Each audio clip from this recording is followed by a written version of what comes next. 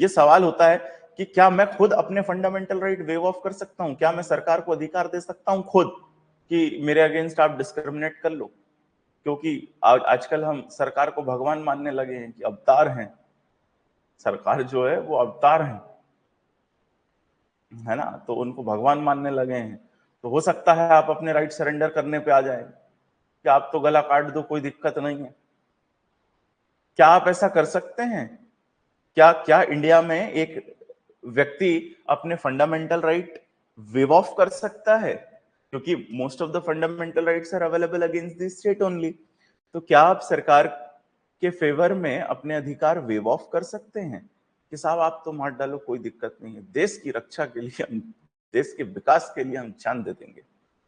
बताइए, नहीं कर सकते।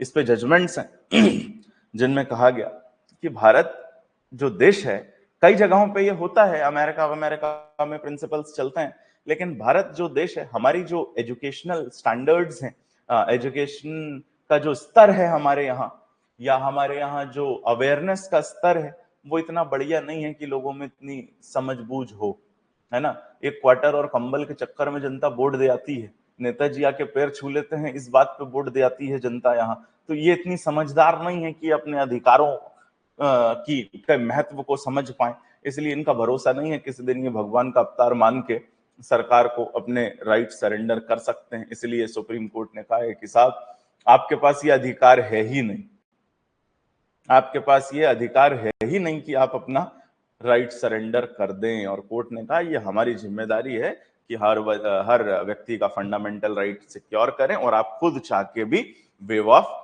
नहीं कर सकते, क्योंकि आप में इतनी समझ नहीं है, आप इतने समझदार, और आपकी शिक्षा का स्तर इस लेवल का नहीं है। आप कभी भी आप फैल सकते हैं सरकार के सामने, है ना।